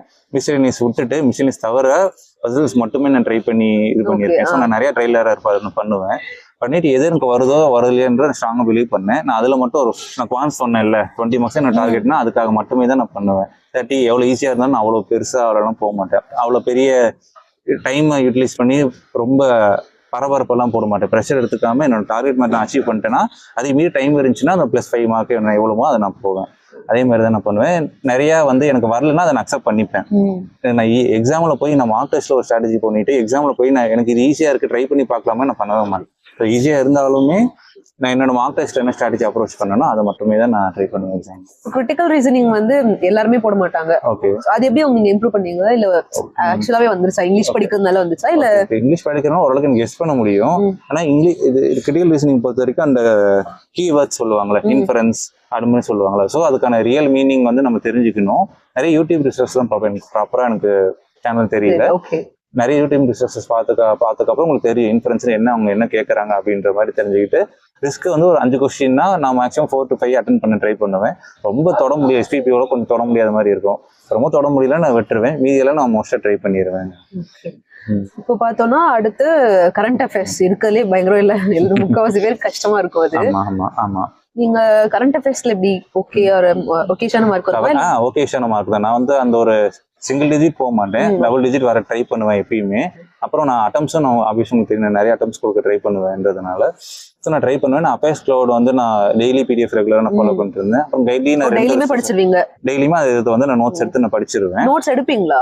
நோட்ஸ் எடுப்பேன். ஓகே, நோட்ஸ்னா ரன்னிங் நோட்ஸ் மாதிரி எப்படி சொல்றது, இந்த கொஸ்டின் பொட்டன்ஷியலான ஒரு கொஸ்டின், அந்த டாபிக் வந்து பொட்டன்ஷியலான டாபிக்னா இப்போ G20 மீட்டிங் நடந்துச்சுன்னா நான் டெய்லியும் கரண்ட் அஃபேர்ஸ் நோட்ஸ் எடுக்க மாட்டேன். ஒரு முக்கியமான ஒரு ஈவெண்ட் நடக்குது, இப்போ ரீசெண்டாக ஏதோ ஒரு ஈவெண்ட் நடந்துச்சு, சம்மிட் நடந்துச்சு. சோ அதை பத்தி A to Z நான் என்னென்னமோ ஷார்ட் கட் தான் ஞாபகம் வச்சு நான் எழுதி அதை நான் மெமரைஸ் பண்ணிப்பேன். சோ எழுதுறதுக்கே ரொம்ப டைம் போயிடும்னு சொல்லுவாங்கல்ல, அது ஆயிருக்கு உங்களுக்கு? இல்ல எவ்வளவு நேரம் எடுக்கும் கரண்ட் அஃபேர்ஸ் படிக்கிறதுக்கு? கரண்ட் அஃபேர்ஸ் நான் டெய்லி சாலிடா ஒரு 1 hour to 1.5 hours நான் கொடுத்துருவேன். இல்ல PDF படிக்கிறதுக்கே நமக்கு 1.5 hours ஆயிடுன்னு சொல்லுவாங்க. அது நீங்க நோட்ஸ் வேற எடுக்கிறீங்கல்ல, அதுதான் கேக்குறேன். அத நான் டெய்லி PDF நான் நோட்ஸ் எடுக்க மாட்டேன். ஈவென்ட் வைஸ் நான் நோட்ஸ் எடுப்பேன். இது ஒரு ஈவென்ட் இப்ப வேர்ல்ட் கப் முடிஞ்சுச்சு, சோ அதை பத்தி A to Z யார் வாங்கினா என்ன வாங்கினான்ற மாதிரி தெரிஞ்சு அப்ப நம்ம மெமரைஸ் பண்ணுவேன். டெய்லி எடுக்கிறது அட்வைசபிள் இல்லைன்னு எனக்கு ப்ராப்பரா தெரியல. ஏன்னா நான் ஆவரேஜ் பிலோ ஆவரேஜ் தான் நான் கரண்ட் அஃபேர்ஸ் பொறுத்த வரைக்கும். ஆனா நிறைய கொஸ்டின் எப்படி கேட்கறாங்க, அவங்களோட எக்ஸாமினர் மைண்ட் செட் எப்படி இருக்குன்ற மாதிரி யோசிச்சு நான் கரண்ட் அஃபேர்ஸ் படிப்பேன். ஒரு ஈவென்ட் நடக்குதுன்னா எக்ஸாமினர் இதுல இருந்து எந்த கொஸ்டின் கேட்பாங்கன்ற மாதிரி நான் யோசிச்சு அதுக்கு தேவையான விஷயம் மட்டும் தான் நான் படிப்பேன். சும்மா ரேண்டமா நமக்கு ஃபுல்லாவே RRBPOல ஸ்டாட்டிக் தான் கேட்டிருந்தாங்க. எல்லா எக்ஸாம்லயுமே வந்து நம்ம ஸ்டாட்டிக் தான் நிறைய வந்து எங்க ட்ரெண்ட்லயும் ரிவர்ஸ் ஆயிடுச்சு. ஸோ அதனால நான் கொஞ்சம் சஃபர் ஆனந்தான். எனக்கு கரண்ட் அஃபேர்ஸ் நான் நல்லாவே படிச்சுட்டு போனேன். இதுவும் ஸ்டாட்டிக் நான் தொடவே இல்லை, பெருசா தொடவே இல்லை நான். அதனால எனக்கு நிறைய அஃபெக்ட் ஆச்சுதான் இல்லைன்னு சொல்ல. ஸோ அதான் நான் சொல்றேன், நீங்க ஒரு விஷயம் கவர் பண்ணும்போது அஃபேர்ஸ் கார்டு என்னன்னா அதோட இப்போ ஏதோ ஒரு ஸ்டேட் இருக்கும், அந்த ஸ்டேட்டோட CM யாரு, அந்த ஸ்டேட்டோட பார்க்க இந்த வைல்ட் லைஃப் சயின்ஸ்ல கேட்க ஆரம்பிச்சிட்டாங்க, SSC மாதிரி கேட்க ஆரம்பிச்சிட்டாங்க. ஸோ அது நீங்க பேசிக்கா நீங்க படிக்க ஆரம்பிச்சோம். நம்ம தேடி போய் ஒரு ஸ்டேட்டுக்கும் நம்ம படிச்சுட்டு இருக்க முடியாது. ஸோ ரிசோர்சஸ் வரும்போது சும்மா ரீட் பண்ணிட்டு போங்க, அவ்வளவுதான். ஸோ ரம்யா ஆல்ரெடி சொல்லியிருந்தாங்க ஹின்ஸ் இருக்கும் கொஸ்டின்ன்ற மாதிரி. ஸோ நான் ஹின்ஸ் தேடுவேன், இவங்க இதுதான் கேட்க வராங்க அப்படின்ற மாதிரி தேடுவேன். நிறைய நீங்க ஷார்ட் கட்ஸ் நிமோனிக்ஸ் எல்லாம் சொல்லுவாங்க, கதை ஃப்ரேம் பண்ணி ஞாபகம் வச்சுக்கிறது, நிமோனிக்ஸ் வச்சு ஞாபகம் வச்சுக்கிற மாதிரி நீ கொஞ்சம் அப்படி பண்ணாதான் முடியும். அதான் ஒரு இண்டிவிஜுவலோட அப்ரோச் தாங்க. இப்போ நீங்க கரண்ட் அஃபேர்ஸ் நீங்க ஸ்ட்ராங்கா என்னோட ஏரியா ஸ்ட்ராங்ஸ் வந்து நீங்க நினைச்சீங்கன்னா நீங்க அதுக்கு நிறைய டைம் கொடுக்கணும், நிறைய நீங்க மெமரைஸ் பண்ணணும். இல்லை நான் ஆவரேஜா மார்க் எடுத்துட்டு நான் மற்ற செக்ஷன்ல நான் கோப் அப் பண்ணிப்பேன்னு சொல்றேன்னா அது உங்களோட இண்டிவிஜுவல் அப்ரோச் தாங்க. CA வந்து எத்தனை மந்தோட CA படிச்சீங்க நீங்க எக்ஸாம்க்கு? ஓகே CA வந்து அதாவது 6 to 8 months சொல்லுவாங்க. ஸோ நம்ம பேங்கிங் ஸ்டார்ட் பண்ணும் போதே ஸ்டார்டிங் எந்த எக்ஸாமோ அதுக்கு ஒரு 3-4 months முன்னாடி வந்து படிக்க ஆரம்பிச்சிருவோம். கண்டினியூஸா 6 months ஃபுல்லாவே படிச்சிருந்தீங்க? ஃபுல்லாவே நான் படிச்சிருவேன். எக்ஸாம் டேட் வரதுக்கு ஒரு 15 days முன்னாடி வரைக்கும் நான் ரெகுலரா என்னென்ன படிச்சேன். ஏன்னா ஒரு சில எக்ஸாம் IUPSPOலாம் அந்த மந்தோட கரண்ட் அஃபேர்ஸ் கேட்டிருந்தாங்க. 15th நடக்குதுன்னா அந்த ஃபர்ஸ்ட் வீக்கோட கரண்ட் அஃபேர்ஸ் நிறைய கேட்டிருந்தாங்க. ஒரு எக்ஸாம் அப்படிதான் நான் போயிட்டு அந்த மந்த் கரண்ட் அஃபேர்ஸ் நான் படிக்கல. அந்த மந்த்ல இருந்து ஒரு 5-6 கொஸ்டின் வந்து இருந்துச்சு. ஸோ நான் எப்பயுமே நீங்க கரண்ட் அஃபேர்ஸ் நியூஸ் பேப்பர்ன்றது உங்களோட டெய்லி ஹேபிட்ன்ற மாதிரி நீங்க அதை ரெகுலரா படிச்சுக்கிட்டே இருக்கணும். எக்ஸாம் டைம் போது ஸ்மார்ட் ஒர்க் பண்ணி எது கேட்பாங்க, எது பொட்டன்ஷியல் கொஸ்டின், எது தேவையில்லை நீங்க ஃபில்டர் பண்ற ஒரு கெப்பாசிட்டி அனாலிட்டிக்கல் அப்ரோச் வந்து உங்களுக்கு நீங்க வளர்த்துக்கணும். நீங்க டெய்லி கரண்ட் அஃபேர்ஸ் படிக்க உங்களுக்கு தெரிஞ்சிடும். நிறைய எக்ஸாம் அட்டன் பண்ணியிருக்கிறவங்களுக்கு தெரியும் இதுதான் கொஸ்டின் கேட்பாங்க, இதுதான் கேட்க மாட்டாங்க மாதிரி ஓரளவு கெஸ் பண்ணி நம்ம படிச்சிடலாம். அவ்வளவுதான். டெய்லி படிக்கிறீங்க, ஓகே. இப்போ ரிவைஸ் பண்ணணும்னா நீங்க எப்ப ரிவைஸ் பண்ணுவீங்க? ஓகே, ரிவைஸ் பண்றது வந்து நான் வீக்லி நான் ரிவைஸ் பண்ணுவேன். அப்புறம் நிறைய நான் வந்து சொல்ல மாட்டேன், சாரி, நான் நிறைய வந்து படிக்கிறதுல நிறைய குவிஸ் தான் எடுப்பேன். எனக்கு குவிஸ் எடுக்கிறது ரொம்பவே பிடிக்கும். ஸோ ஒரு குவிஸ் எடுத்தேன்னா அந்த குவிஸ்ல இருந்து என்ன கேட்கறானோ அந்த கொஸ்டின் நான் அப்படியே வந்து மெமரைஸ் பண்ணிப்பேன். அந்த ஷார்ட்கட்டை வச்சுட்டு இதுதான் இது கேட்கறாங்க அப்படின்னு லிங்க் பண்ணி நான் மெமரைஸ் பண்ணிப்பேன். வேல்யூ ஒரு சில வேல்யூலாம் கொஞ்சம் முக்கியமான வேல்யூ, இந்த பட்ஜெட் சொல்றாங்க, அதுல ஸ்கீம் பத்தின இயர்ல நிறைய கேட்பாங்க. ஸோ நிறைய நான் குவிஸ் நிறைய எடுப்பேன். டெய்லி குவிஸ் எல்லாம் நான் கம்பல்சரி எடுத்துட்டே இருப்பேன். கொஞ்சம் ஃபன்னா இருக்கும் அந்த மாதிரி குவிசஸ். ஓகே, இப்போ வந்து இன்டர்வியூக்கு நீங்க எப்படி ப்ரிப்பேர் பண்ணீங்க? உங்களுக்கு என்னென்ன क्वेश्चंस கேட்டாங்க அப்படின்றது சொல்லுங்க. ஓகே. என்னோட இன்டர்வியூ வந்து இது ஆக்சுவலி இது நான் ஃபர்ஸ்ட் மெயின்ஸ் கிளியர் ஆச்சு. என்னோட ஃபர்ஸ்ட் இன்டர்வியூ இது. ஸோ நான் கொஞ்சம் பிட் நர்வஸாக தான் இருந்தேன். ப்ளஸ் எனக்கு ஃபர்ஸ்ட் டேவே இன்டர்வியூ வந்துருச்சு. ஸோ கிட்டத்தட்ட ஒரு 28 வந்துச்சு. ஸோ ஒரு 4 to 5 days எனக்கு இருந்துச்சு. இனிஷியலாக கொஞ்சம் ரொம்ப பேனிக் ஆனது தான். அப்புறம் எல்லாரும் சொல்றது இங்கே எக்ஸ்பீரியன்ஸ் கேட்டு வந்து நான் வந்து பேங்கிங் அவேர்னஸ் படிக்கணும், கொஸ்டின்ஸ் பேங்கிங் ரிலேட்டடாக தான் இருக்கும்னு சொல்லிட்டு ஆப்வியஸா லிவிங் ஃபன்ஸ்டாங்க வீடியோ. ஸோ அதை நான் நிறைய படிச்சுட்டே தான் இருந்தேன். ஸோ எனக்கு மார்க் இன்டர்வியூஸ் அதெல்லாம் வச்சாங்க, அதெல்லாம் நான் நல்லா அட்டன் பண்ணேன். ப்ளஸ் நிறையா கான்ஃபிடன்ஸ் பில்டிங் மெஷர்ஸ் நிறைய அந்த வீடியோஸ்ல இருக்கும்ல, பொதுவாக இன்டர்வியூல எப்படி ப்ரெசென்ட் பண்ணிக்கணுன்ற மாதிரி. ஸோ அதெல்லாம் நிறைய பண்ணிட்டு இருந்தேன். ப்ளஸ் நிறைய டைம் ஆக்சுவலாக கிடைக்கல, ஏன்னா பர்ச்சேஸ் பண்றது அதுக்கு எல்லாமே டைம் போயிடுச்சு. டைம் கிடைக்கல. ப்ளஸ் எனக்கு பர்சனலாக ஒரு சாட்டிஸ்ஃபேக்ஷன் எனக்கு கிடையாது யாரோ பிஓ பொறுத்த வரைக்கும். ஏன்னா மார்க்ஸ் நான் 75 ஸ்கோர் பண்ணியிருந்தேன். நான் வந்து நல்லா தான் பண்ணியிருந்தேன், 75 ஸ்கோர் பண்ணியிருந்தேன். கொஸ்டின்ஸ் என்ன கேட்டாங்க, ரைஸ் பண்ணாங்கன்னா நான் பெரிய ஒரு இன்ட்ரடக்ஷன் ரெடி பண்ணிட்டு போனேன். இன்ட்ரடக்ஷனே வேணாம்னு சொல்லிட்டு இன்ட்ரடக்ஷனே வேணாம்னு சொல்லிட்டு சொல்லுங்க உங்க ஹைட் என்ன அப்படின்னு ஸ்ட்ரெயிட்டா கேட்டாங்க. 6'1" சார் அப்படின்னு சொல்லியிருந்தேன். ஓ நல்ல ஹைட், என்ன பிளேயர்ன்ற மாதிரி கேட்டிருந்தாங்க. ஓகே சார், எனக்கு இந்த ஸ்போர்ட்ஸ் எல்லாம் பிடிக்குன்ற மாதிரி சொல்லியிருந்தேன். ஓகேன்னு சொல்லி ஸ்ட்ரெயிட்டா கொஸ்டின்ஸ் கேட்கலாமா சொல்லிட்டு ஸ்டார்ட் பண்ண ஆரம்பிச்சிட்டாங்க. ஒரு தமிழ் சிம் கேஷுவலா பேசுங்க அப்படின்ற மாதிரி சொல்லிட்டாங்க. சார் ஓகே சார்னு சொல்லிட்டு ஃபர்ஸ்ட் வந்து கால் மணி மார்க்கெட் என்னன்னு கேட்டாங்க. அந்த செக்ஷன் தான் படிக்காம போயிருந்தேன். எனக்கு எப்படின்னா அறகுறையே தெரிஞ்சுட்டு ஒரு விஷயத்த சொல்லக்கூடாது, தெரியலன்னு கரெக்டா ஸ்ட்ரிக்டா ஜென்யூனா சொல்லிடணும்னு சொல்லிட்டு சார் தெரியல சார்னு சொல்லிட்டேன். இப்போ இந்த சைடு வந்து இன்டர்நெட் பேங்கிங்கும் மொபைல் பேங்கிங் என்ன டிஃபரன்ஸ் கேட்டிருந்தாங்க. ப்ராப்பரா சொல்லிட்டேன். அப்புறம் யூபிஐல வந்து டிரான்சாக்ஷன் பண்ணும்போது ஏதோ ஒரு நடுவில் ஒரு அக்கௌண்ட்ல வச்சிருப்பாங்க, ஒரு பணம் இன்னொரு யூபிஐல இன்னொரு போய் போடுவோம், ஒரு அக்கௌண்ட் வச்சிருப்பாங்க என்னன்னு கேட்டாங்க. ஃபர்ஸ்ட் நான் கொஞ்சம் திங்க் பண்ணேன், 2-3 செகண்ட் திங்க் பண்ணேன், யோசிச்சுட்டு அப்புறம் எஸ்க்ரோ அக்கௌண்ட் அப்படின்ற மாதிரி சொன்னேன். சரி ஓகே அப்படின்னு சொன்னாங்க.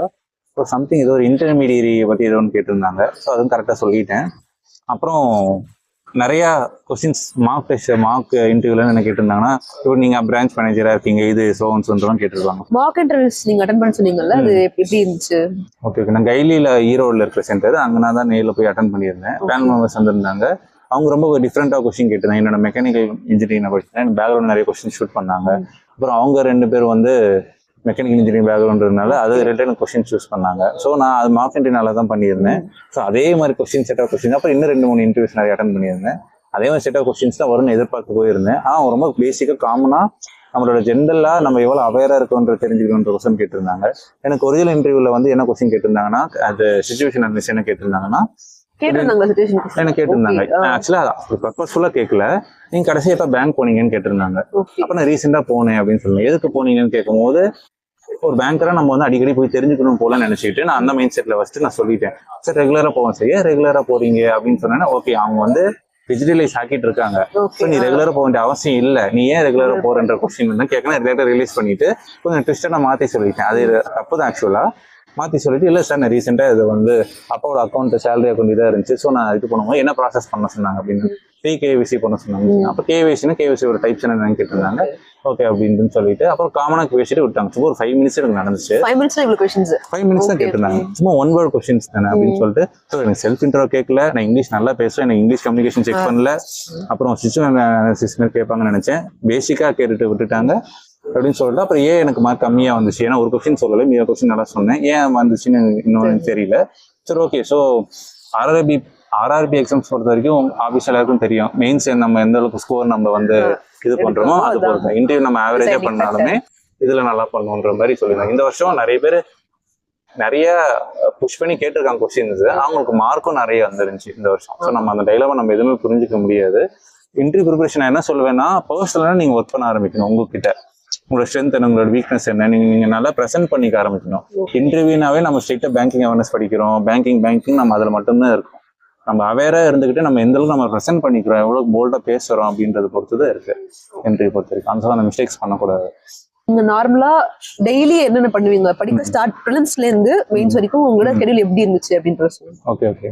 ப்ரிலிம்ஸ் வரதுக்கு முன்னாடி வரைக்கும் நான் வந்து மெயின்ஸ்க்குன்னு ஒரு 2 hours ஸ்பெண்ட் பண்ணிப்பேன். இந்த கரண்ட் அஃபேர்ஸ் ஒன்று படிக்கிறதுக்கும் ஏதோ ஒரு செக்ஷன்ல வந்து டெய்லி செக்ஷன் ப்ரிலிம்ஸ் டைம்லயே மெயின்ஸ்க்கு படிக்க ஆரம்பிச்சிருவாங்க. நோட்டிஃபிகேஷன் வந்ததுல இருந்து நான் ஒரு 5 days வந்து கடைசி ஒரு 5 days ப்ரிலிம்ஸ் மட்டும் பண்ணுவேன். அதுக்கு முன்னாடி வரைக்குமே மெயின்ஸுக்குன்னு ஒரு 2-3 hours நான் ஒதுக்கிப்பேன். கரண்ட் அஃபேர்ஸ் படிக்கிறதுல இருந்து ஏதோ ஒரு செக்ஷன்ல மட்டும் எடுத்து அதில் நான் வந்து போட்டுட்டு அதை அனலைஸ் மட்டும் பண்ணுவேன். ப்ரிலிம்ஸ் பொறுத்த வரைக்கும் டெய்லி நான் ஒரு 2 டெஸ்ட் கம்பல்சரி எடுத்துருவேன். ஸோ மார்னிங் வந்து ஈவினிங்ன்ற மாதிரி கம்பல்சரி எடுத்துருவேன். ப்ளஸ் அந்த மோஸ்டா நம்மளுக்கு தெரியல எந்த ஷிஃப்ட் போடுவாங்களே, ஒரு 4-5 ஷிஃப்ட். ஸோ அந்த ஷிஃப்ட் டைமிங்ல நான் எடுக்கணும்னு நினைப்பேன். எனக்கு மதியம் கொஞ்சம் தூக்கம் வரும், அதனால அந்த ஷிஃப்ட்ல நான் மாட்டிக்கூடாதுன்ற ப்ராசஸ் ஆகிடக்கூடாதுன்ட்டு அந்த ஷிஃப்ட் டைமிங்ல நான் கொஞ்சம் டெஸ்ட் எடுக்க ஆரம்பிப்பேன். ப்ராப்பரா டெஸ்ட் எடுப்பேன். ஒன்னா நான் பாஸ் பண்ணிட்டு போய் அது மாதிரி எதுவுமே பண்ண மாட்டேன். ப்ராப்பரா டெஸ்ட் எடுப்பேன், ப்ராப்பரா அனலைஸ் பண்ணுவேன். ஆக்சுவலாக நிறைய எக்ஸாம்ஸ் நான் கிளியர் பண்ண நான் சொல்லியிருக்கேன்ல, நிறைய எக்ஸாம் கிட்ட வந்தவட்டு நான் நிறைய எக்ஸாம் விட்டுருக்கேன். அதுல இருந்து என்னோட ஃபெயிலியர்ஸ் நான் லேர்ன் பண்ணாம இருந்திருக்கேன். எனக்கு என்னன்னா, நம்ம கிட்ட வந்துட்டோம், ஸோ இது பெரிய விஷயம் நினைச்சிட்டு இருந்தேன்.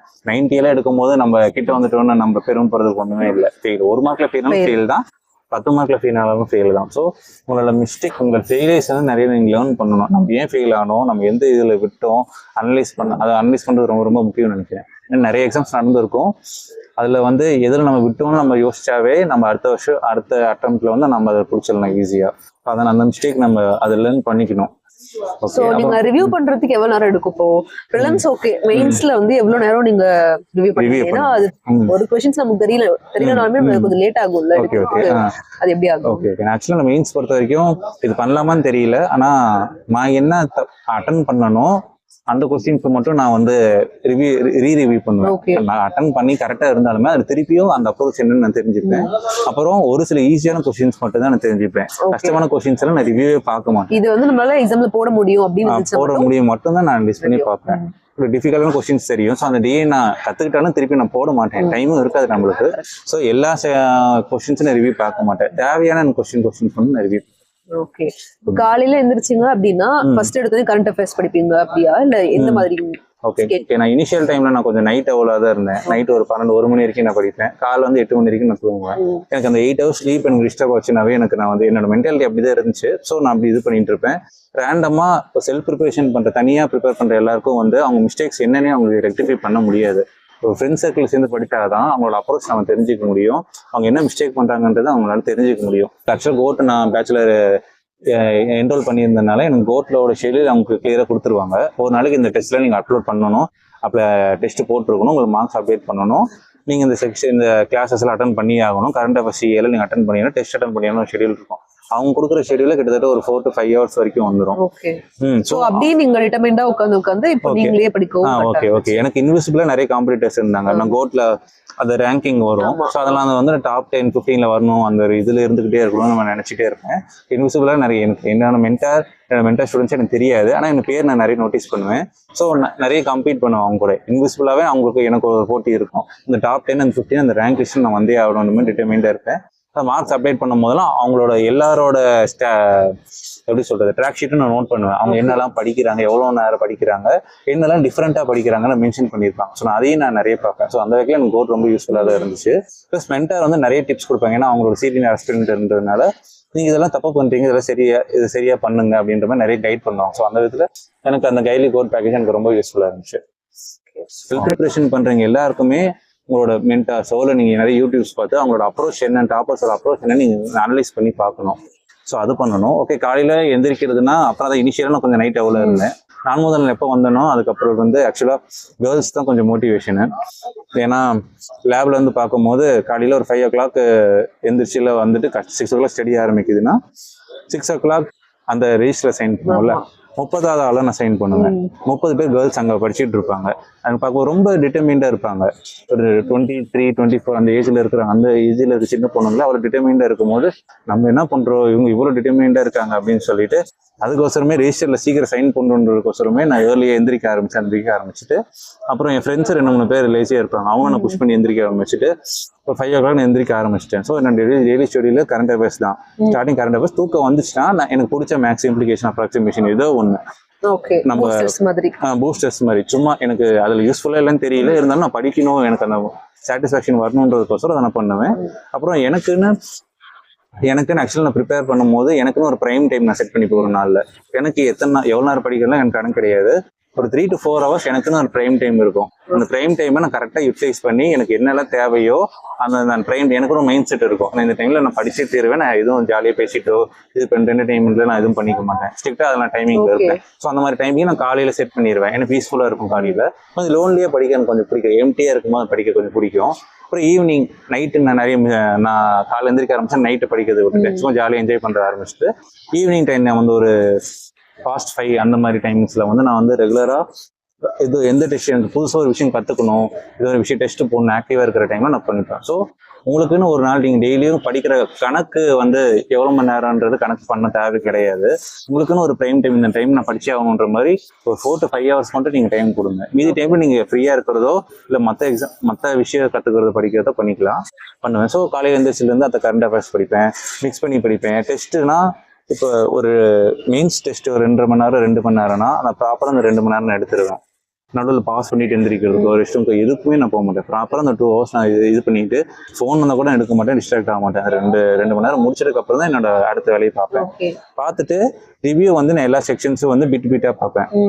கொஞ்சம் நேரம் ஒரே டைமில் உட்காந்து நம்ம பார்க்காம ஸ்பிட் பண்ணி பார்ப்பேன். அப்புறம் கரண்ட் அஃபேர்ஸ் மிக்ஸ் பண்ணி படிச்சுப்பேன். அப்பப்போ கொஞ்சம் கரண்ட் அஃபேர்ஸ் கரண்ட் அஃபேர்ஸ் நீங்க முன்னாடி சொன்னீங்களா, எப்படி நீங்க 1 hour படிப்பீங்களா? நான் அப்படி படிக்க மாட்டேன். ஒரு நாள் நியூஸ்னா அது பாதியை ஸ்பிட் பண்ணிட்டு கொஞ்சம் நியூஸ் எனக்கு காலையில, கொஞ்சம் நியூஸ் நான் சாயந்தரம், நியூஸ் பேப்பரும் காலையில கொஞ்சம் நியூஸ் பேப்பர் படிச்சுட்டு ஈவினிங் கொஞ்சம் நியூஸ் பேப்பர் படிச்சுட்டு நான் ஸ்பிட் பண்ணி போயிருவேன். எனக்கு ஒரு விஷயம் கொஞ்சம் லென்த் 1 hourக்கு மேலே என்னால் டாலரேட் பண்ண முடியாது. ஸோ ஸ்பிட் பண்ணி எது தேவையோ அதை நான் படிச்சுப்பேன். ஜென்ரலா ப்ரிப்பேர் பண்ணிட்டு இருக்க ஆஸ்பிரண்ட்ஸ் நீங்க என்ன சொல்லுவீங்க? ஓகே ஜென்ரலா ப்ரிப்பேர் பண்ற ஆஸ்பிரண்ட்ஸ் என்னன்னா ரெகுலரா அந்த ஒரு 4 to 5 hours நீங்க கம்பல்சரி நீங்க படிச்சிருங்க. பேருக்குன்னு டெஸ்ட் போறதோ பேருக்குன்னு படிக்கிறதோ இருக்கக்கூடாது. ப்ராப்பரா ஒரு விஷயத்த பண்ணி டிட்டர்மைண்டா ஒரு விஷயம் பண்ணீங்கன்னா தான். ஏன்னா Day 1ல இருந்து யார் இங்க கன்சிஸ்டண்டா இருக்காங்களோ அவங்களுக்கு மட்டும்தான் இங்க கிடைக்கும். நீங்க கடைசி ஒரு மார்க்ல நெருங்கி நீங்க போனாலுமே நீங்க இன்னொரு வருஷம் நீங்க ஸ்பெண்ட் பண்ணி ஆகணும். பேங்கிங் பொறுத்த வரைக்கும் பெரிய ஒரு அட்வான்டேஜ் என்னன்னா, நீங்க ஒரு எக்ஸாம் விட்டீங்க இன்னொரு எக்ஸாம் பின்னாடியே வந்துட்டே இருக்கும். ஒரு எக்ஸாம் விட்டீங்கன்னா கம்பேக் நீங்க 1 மாசத்துல திருப்பி கொடுக்கலாம். நீங்க உங்களுக்கு ரிவெஞ்ச் நீங்களே எடுத்துக்கலாம். 1 மாசத்துல திருப்பி எனக்கு அடிச்சே ஆகணுன்ற மாதிரி ஃபிக்ஸ் பண்ணலாம். நான் அப்படிதான் இது என்னோட லைஃப் லைன்னு எனக்கு தெரிஞ்சிடும், என்னோட டெட்லைன்னு எனக்கு தெரிஞ்சிருச்சு. இந்த 1 yearல நான் ஏதோ ஒன்று பண்ணியே ஆகணுன்ற மாதிரி தான் கடைசியே ஒரு 3-4 months மட்டும் எக்ஸாம்ஸ்க்கு நான் எடுத்துக்கிட்டு ஏர்லி மார்னிங் இது பண்றதுன்ற மாதிரி நான் நிறைய சாக்ரிஃபைஸ் பண்ண ஆரம்பிச்சேன். அது இன்னொரு நான் வரேன். ஒரு ஜென்ரலா ஆஸ்பிரன்ஸ் என்ன மிஸ்டேக்ஸ் எல்லாம் பண்றாங்க, நிறைய மித்ஸ் ஃபாலோ பண்றாங்கன்னு நான் நம்புறேன்னா அக்யூரசி. நிறைய பேர் அட்டம்ஸ் கம்மியா பண்ணிட்டு அக்யூரசி எதிர்பார்ப்பாங்க. இப்போ கட் ஆஃப் தமிழ்நாடு பொறுத்தவரை எங்க எகிரிட்டு இருக்குன்னு உங்களுக்கே தெரியும். ஸோ நீங்க ஒரு இங்கிலீஷ்க்கு நீங்க 40 கொஸ்டின்ல 25 போட்டு 25 கரெக்ட்னா கூட நீங்க 25 மார்க் தான். நீங்க 30 போனா மட்டுமே தான் நீங்க அந்த ஓவரால் ஸ்கோர்ல நீங்க மார்க் டிஃபரன்ஸ் காட்ட முடியும். ஸோ ஒரு அக்யூரசி நீங்க மெயின்டைன் பண்றது பரவாயில்ல தான். ஆப்வியஸா நீங்க குவான்ஸ் ரீசன்லயே நீங்க அக்யூரசி மெயின்டைன் பண்ண போறீங்க. நீங்க அக்யூரசி உங்களுக்கு மிஸ் ஆகிற செக்ஷனே கரண்ட் அஃபேர்ஸும் இங்கிலீஷும் தான். நீங்க கரண்ட் அஃபேர்ஸ் ஆப்வியஸா நீங்க எவ்வளவு நல்லா படிச்சிருந்தாலும் ஃபுல் கொஸ்டின்ஸ் அட்டன் பண்ண போறது இல்லை. ஒரு 5 to 10 கொஸ்டின் நீங்க விட தான் போறீங்க. டஃபா இருக்குது, தேவை நம்மளுக்கு தெரியாது கரண்ட் அஃபேர்ஸ் என்னன்னு. ஆனால் இங்கிலீஷ் நம்மளுக்கு எல்லா கொஸ்டின்ஸும் தெரியும், என்னென்ன கொஸ்டின்ஸ் கேட்கறாங்க அது என்னன்னு தெரியும். அது என்ன சொல்ற கரெக்டா தப்பான்ற ஒரு கேஸ்ல தான் நம்மளுக்கு பயந்துட்டு நம்ம அட்டன் பண்ணாம இருக்கோம். ஸோ நீங்க எல்லாருமே அட்டம்ஸ் இன்க்ரீஸ் பண்ணணும்னு நான் நினைக்கிறேன். அட்டம்ஸ் இன்க்ரீஸ் பண்ணதான் உங்க ஸ்கோர் உங்களால பூஸ்ட் பண்ணவே முடியும், அந்த டிஃபரன்ஸ் காட்டவே முடியும். ஃபார் எக்ஸாம்பிள் இப்போ நான் இங்கிலீஷ்ல 40 கொஸ்டின் போட்டனால தான் என்னால் அந்த அளவுக்கு எக்ஸாம்ஷன் ஸ்கோர் வாங்க முடிஞ்சுச்சு. இப்போ நான் அக்யூரசி நான் நம்பிட்டு இருந்தேன்னா நான் ரிஸ்க் எடுத்துருக்க மாட்டேன், 30 to 35 தான் போட்டிருப்பேன். என்னால் அந்த ஸ்கோரை ரீச்சே பண்ணியிருக்க முடியாது. ஸோ நான் அதே தான் சொல்லுவேன், மார்க் டெஸ்ட் பொறுத்த வரைக்கும் அது உங்களோட ஃபைனல் டெஸ்ட் கிடையாது. நீங்க நிறைய ட்ரை பண்ணணும். நிறைய ட்ரையல் எரர் பண்ணணும். எனக்கு எது செட் ஆகுது உங்கள் ஸ்ட்ராட்டஜி ஒரு அப்ரோச் நீங்கள் ஃபிக்ஸ் ஆகிற வரைக்குமே நீங்கள் நிறைய ட்ரை பண்ணிக்கிட்டே இருக்கணும் டிஃப்ரெண்ட்டாக. இந்த மாதிரி நான் கொஸ்டின் ஃபாலோ பண்ண போகிறேன், இந்த கொஸ்டின்ஸ் நான் ஃபாலோ பண்ண போகிறேன், இங்கிலீஷ் வந்து நிறைய கொஸ்டின்ஸ் அட்டன் பண்ண போகிறேன், 30 கொஸ்டின் 35 கொஸ்டின்ஸ் இந்த மாதிரி அட்டன் பண்ண போகிறேன், பண்ணி பார்ப்போம், நெகட்டிவாக இருந்தாலும் பிரச்சனை இல்லை அப்படின்ற மாதிரி. ஏன்னா மார்க் உங்களுக்கு மட்டும் தான் தெரிய போகுது. மார்க் இப்போ இங்கிலீஷ் பொறுத்த வரைக்கும் நான் வந்து நீங்கள் எல்லாமே ட்ரை பண்ணணும், எல்லாமே அட்டன் பண்ணணும் நான் சொல்ல வரல. உங்களுக்குன்னு தெரியும் நீங்கள் எவ்வளோ கொஸ்டின்ஸ் கரெக்டாக போட்டிருக்கீங்க. ஒரு 15 to 20 கொஸ்டின்ஸ் போயிருந்தீங்கன்னா ஒரு 5 to 10 கொஸ்டின்ஸ் நீங்கள் ரிஸ்க் எடுக்கலாம். நீங்கள் 20 to 25 கொஸ்டின்ஸ் நீங்கள் கரெக்டாக வரும் எனக்கு அப்படின்ற மாதிரி தெரியும் போட்டுட்டீங்கன்னா ஒரு 5 to 10 கொஸ்டின்ஸ் நீங்கள் ரிஸ்க் எடுக்கலாம். ஆப்வியஸாக உங்களுக்கு வந்து ஒரு 50-50 ஆப்ஷன்ல இருப்பீங்க. நீங்கள் 2 ஆப்ஷன்ல ஏதோ ஒன்று தான் எனக்கு தப்பா கரெக்டாக ஃபீல் ஆகுது, இருந்தாலும் நீங்கள் பயந்துட்டு நெகட்டிவ்க்கோசரம் நீங்கள் விட்டுட்டு வந்துருவீங்க. அது பண்ணாமல் நீங்கள் இது மார்க் டெஸ்ட் தானே, நீங்கள் ட்ரை பண்ணுங்க, நீங்கள் கற்றுக்கோங்க. அதுக்கப்புறம் நீங்கள் ட்ரை பண்ணதான் நீங்கள் இது பண்ணுவீங்க. எனக்கு இந்த செக்ஷனே வராது, எனக்கு ஆர்சியே வராது அப்படின்ற மாதிரி நிறைய விடுறவங்களாம் நான் பார்த்துருக்கேன். அப்படி ட்ரை பண்ணாதவங்க நீங்கள் மார்க்லேயே ட்ரை பண்ணலன்னா நீங்கள் ரியல் எக்ஸாம்ல ட்ரையே பண்ண முடியாது. நீங்கள் ஈஸின்னு நினைக்கிற அந்த ஒரு விஷயத்த நீங்கள் நினைச்சிட்டு செக்ஷன் வச்சு போனீங்கன்னா அந்த செகண்ட் சப்போஸ் இப்போ கிளாஸ் டெஸ்ட் ஏதோ டஃபாக கேட்டாங்கன்னா நீங்கள் இன்னும் ஒரு 5 மார்க் கம்மியாக வருவீங்க. ஸோ உங்களோட அட்டம்ஸை நீங்கள் எப்பயுமே அட்டம்ஸை அதிகமாக கொடுத்து முயற்சி பண்ணுங்க. இப்போ வந்து இந்த வருஷத்துக்கு ஒரு பிளானர் மாதிரி போடணும் அப்படின்னா இப்போ எப்படி படிக்கணும், அந்த அப்ரோச் எப்படி இருக்குன்றது நிறைய பேர் தெரிய மாட்டேங்குது. ஸோ உங்களுக்கு பத்தி இதை சொல்லணும் அப்படின்னு. ஓகே, 2026 பொறுத்த வரைக்கும் நான் எப்பயுமே ஒரு டைரி எனக்கு மெயின்டைன் பண்ணுவேன். எந்த எக்ஸாம்ஸ் இப்போ நான் ஒரு எக்ஸாம்ஸ் படிக்க போறேன்னா இந்த எக்ஸாம் டேட் நான் மென்ஷன் பண்ணிப்பேன், எத்தனை நாள் இருக்குன்னு நான் மென்ஷன் பண்ணிப்பேன். லாங் டேர்ம் கோல் நான் ஃபிக்ஸ் பண்ணவே மாட்டேன். டெய்லி கோல்ஸ் ஒன்று ஃபிக்ஸ் பண்ணுவேன், ஷார்ட் டேர்ம் கோல்ஸும் ஒரு 1 வீக் ஒரு கோல் ஃபிக்ஸ் பண்ணுவேன். இந்த 1 வீக் இதை நான் படிச்சிருக்கணும் அப்படின்ற மாதிரி சும்மா ஹிண்ட் நான் எடுத்துப்பேன். அதை நான் படிச்சே இருக்கணும், ஆப்வியஸாக நான் படிக்க போறேன். ஸோ மந்த்லி கோல்ஸ் ஒன்று நான் ஃபிக்ஸ் பண்ணுவேன். இந்த மந்த்துக்குள்ள இந்த விஷயத்துல நான் கற்றுக்கிட்டு இருந்திருக்கணும், இங்கிலீஷ் இந்த ஏரியாவில் நான் ஃபோக்கஸ் பண்ணேன், நான் ஸ்ட்ராங் பண்ணி ஆகணும், வான்ஸ்ல இந்த ஏரியா நான் வீக் அப்படின்ற மாதிரி உங்களுக்கு கோல்டன் ஆப்பர்ச்சுனிட்டி இந்த ஒரு 4-5 months. ஏன்னா நீங்கள் நல்லா பேஸை செட் பண்ணலாம், கரண்ட் அஃபேர்ஸ் நல்லா பேஸை செட் பண்ணலாம். நீங்கள் ஒரு 4 to 5 hours நீங்கள் ரெகுலராக படிச்சுட்டே இருங்க. கரெக்டாக நோட்டிஃபிகேஷன் வந்து ப்ரிலிம்ஸ் வர உங்களுக்கு கிராஃப் இன்க்ரீஸ் ஆகிட்டே இருக்கும். ஸோ நீங்கள் கரெக்டாக மெயின்ஸ் வர உங்களோட ப்ரைம் டைம் சொல்லுவோம்ல, ப்ராக்டிஸ் நீங்கள் ஃப்ளூயண்ட்டாக இருக்கும். உங்கள் ப்ரைம் டைம் ரீச் பண்ணும்போது ஆப்வியஸாக நீங்கள் மெயின்ஸ் எழுதிட்டு வந்தோடனே வந்து உங்களுக்கு தெரிஞ்சிடும், எனக்கு கண்டிப்பாக நான் கிளியர் பண்ண போகிறேன், எனக்கு பிரச்சனையே இல்லைன்றது உங்களுக்கு தெரிஞ்சிடும். ஆக்சுவலி இதை ஒரு விஷயம் சொல்லணும்னு நினைக்கிறேன். ஏன்னா ஃபாஸ்ட் என்னோட எக்ஸாம்ஸ்லாம் வந்து எங்கள் அப்பா ஒரு விஷயம் சொல்லிட்டே இருப்பாரு. எக்ஸாம் முடிச்சுட்டு வந்தோடனே எங்கள் அப்பா ரிசல்ட் என்ன ஆகும், என்ன வருமா வராதான்னு கேட்பாரு. தெரியலன்னு சொன்னால் எங்கள் அப்பா கோவப்படுவார். எனக்கு சின்ன வயசுலேருந்து என்னோட ஸ்கூல் டைம்ஸ்லேருந்து அப்படிதான். ஏன்னா சின்ன வயசுலேருந்து நான் சொல்லி பழகிட்டேன், எனக்கு 100 வந்துடும், எனக்கு 95 தான் வரும், எனக்கு 5 மார்க் போயிருன்ற மாதிரி அவ்வளோ கால்குலேட்டிவா இருந்தேன். ஆனால் இப்போ ரியல் காம்படிஷன் வரும்போது நம்ம பேரண்ட்ஸ் ஹோப் கொடுக்கக்கூடாது, நம்மளுக்கு வரும் வராதான் தெரியாதுன்றதுனால கொடுக்க. ஏன்னா நார்மலைசேஷன் இருக்கிறதுனால நம்ம 0.5 கூட நம்ம போகலாம், நம்ம வரும்னு சொல்லிட்டு அவங்க என்னென்னமே எதிர்பார்ப்பாங்க. ஏன்னா இது வேலை, அது எக்ஸாம், இது வேலை சொல்லுவாங்க. ஆனால் நான் அதை பிலீவ் பண்றேன் இப்போ நான். ஏன்னா ஒரு எக்ஸாம் எழுதுனதுக்கு அப்புறம் உங்களுக்கு கிளியரா இல்லையான்றது உங்களுக்கு டெஃபினட்டா தெரியணும். எக்ஸாம் எழுதினோடனே உங்களுக்கு வந்து எனக்கு கன்ஃபார்ம் கிளியர் ஆயிரும், இல்லை கண்டிப்பா ஒரு மார்ஜின் இதாகும். பிளஸ் அதுல இருந்து நீங்க எவ்வளவு மேல கட் ஆஃப் மேல ஸ்கோர் பண்றீங்கன்றது உங்க கையில இருக்கு. இது பண்ணோம். பிளஸ் நீங்க கிட்ட நெருங்கிட்டு விட்டா கூட உங்களுக்கு ஓகே தான், ஒரு சாட்டிஸ்ஃபேக்ஷன் ரிக்ரெட்ஸ் இருக்காது. ஆனால் நீங்க எக்ஸாம் எழுதி முடிச்சோடனே உங்களுக்கு ஒரு கான்ஃபிடன்ஸ் வேணும். அப்படி கான்ஃபிடன்ஸ் இல்லைன்னா நீங்க அடுத்த செகண்ட் அடுத்த எக்ஸாம் ஸ்டாப் பண்ணிடணும். இந்த எக்ஸாம் மெயின்ஸ் ரிசல்ட் வரைக்கும் நீங்க வெயிட் பண்ணாம அடுத்த எக்ஸாம் நீங்க பண்ணிட்டே இருக்கணும். அவ்வளோதான். பிளானர் கேட்டீங்க. பிளானர் வந்து இந்த ஒரு 4 to 5 months நீங்கள் பேஸ் நல்லா செட் பண்ண ட்ரை பண்ணுங்க. ரெகுலராக நீங்கள் கரண்ட் அஃபேர்ஸ் நீங்கள் படிச்சுட்டே இருங்க, நியூஸ் பேப்பர் ரெகுலராக படிச்சு அந்த ரீடிங் ஹேபிட்ஸ் டெவலப் பண்ணிட்டே இருங்க. இந்த 4 to 5 months நீங்கள் பேங்கிங் ப்ரிப்பரேஷனை தாண்டி உங்களோட லைஃப் ஸ்கில்ஸ் நிறைய இம்ப்ரூவ் பண்ண ட்ரை பண்ணுங்க. ரொம்ப கான்ஃபிடென்ட்டாக இருக்க ஃபீல் பண்ணுங்க, ஒரு மைண்ட் செட் டெவலப் பண்ணிக்கோங்க. ஸோ ஒரு புது விஷயத்தை கற்றுக்க ஆசைப்படுங்க. ஏன்னா பேங்கிங் ஃபீல்டு வந்து என்ன பொறுத்த வரைக்கும் ஒரு கம்யூனிகேஷன் ஃபீல்டு தான். நீங்கள் எந்த அளவுக்கு பெட்டராக கம்யூனிகேட் பண்ணுறீங்களோ உங்கள் ஒர்க்கு போனதுக்கப்புறம் இப்போ எல்லாருக்கும் யூஎஸ்பின்னு சொல்லுவாங்க, யூனிக் செல்லிங் பாயிண்ட்னு சொல்லுவாங்க. அது வந்து உங்களோட டேலண்ட் மட்டும் தான். உங்களுக்கு எவ்வளோ மேக்ஸ் வருது, உங்களுக்கு ரீசனிங் வருதான்னு அவங்க செக் பண்ண மாட்டாங்க. பேங்கிங் அவனஸ் கூட செக் பண்ண மாட்டாங்க. எவ்வளோ நல்லா கம்யூனிகேட் பண்ணுறதுன்னு செக் பண்ணுவாங்க. ஸோ அதுக்காக நான் ரொம்ப வந்து இன்சிஸ்ட் பண்ணுறேன், இங்கிலீஷ் இப்பயே நல்லா நீங்கள் படிச்சுக்கோங்க, கம்யூனிகேஷன் ரொம்ப ரொம்ப முக்கியன்றதும் சொல்கிறேன். அந்த மாதிரி நீங்கள் நிறைய உங்களோட ஆட்டிடியூட் பாசிட்டிவான ஒரு மைண்ட் செட்டை நீங்கள் டெவலப் பண்ணிக்கோங்க. இந்த வருஷத்தை நான் பண்ணியே தீருவேன், எனக்கு வேறு இதே கிடையாதுன்ற சொல்கிறேன். நிறைய சாக்ரிஃபைஸ் பண்ண ட்ரை பண்ணுங்க. சாக்ரிஃபைஸ்னா என்ன சொல்ல வரேன்னா தூக்கம் கெடுதுன்னு நான் சொல்ல வரல. நைட்டு சீக்கிரம் தூங்கிட்டு காலையில் ஏர்லி எந்திரிக்க ட்ரை பண்ணுங்க. ஃப்ரீயாக நான் தேவையில்லாமல் வெளியே சுற்றுறதோ இல்லை தேவையில்லாம ஃபோன் கால்ஸ் எப்படி இருந்தால் அதெல்லாம் லெஷர் டைம் கம்மி பண்ணுங்க. உங்களோட ஸ்க்ரீன் டைம் நிறைய இருக்கும், அதெல்லாம் கம்மி பண்ணுங்க. பர்சனல் ஜேர்னில என்ன சொல்லுவேன்னா, நான் இன்ஸ்டாகிராம் யூஸ் பண்ணி நான் அன்இன்ஸ்டால் பண்ணி 5 வருஷம் ஆகுது. 5 வருஷம் ஆகுது. நான் இது வரைக்கும் போஸ்ட் போடவில்லை. இப்போ தான் நான் போஸ்ட் போட்டிருக்கேன். வேலை வாங்கினதுக்கு அப்புறம் தான் நான் டிட்டர்மின்டே இருந்தேன். நான் வேலை வாங்கினதுக்கு அப்புறம் தான் போஸ்ட் போடுவேன்னு சொல்லியிருந்தேன். ஓகே.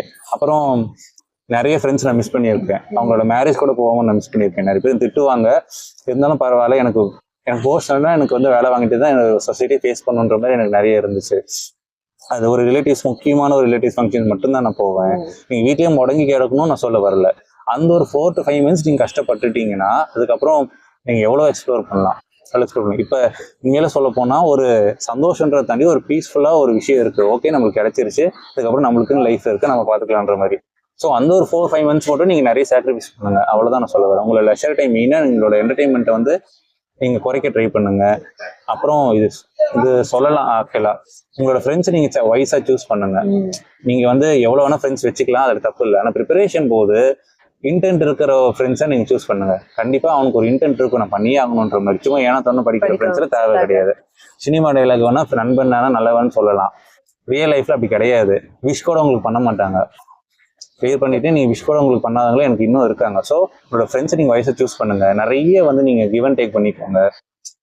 கூட ஒருத்தங்க கம்பெனி இந்த மாதிரி இருந்துட்டு ஒருத்தங்க டெஸ்ட் ஷேர் பண்ணாங்கன்னா அவங்க மார்க் என்ன, அவங்க ஸ்கோர் என்ன, அவங்க எப்படி இதை ட்ரை பண்ணாங்க, இது நான் எப்படி அதை ட்ரை பண்ணியிருக்கோன்ற மாதிரி நீங்க நிறைய ஷேர் பண்ணிக்கலாம்.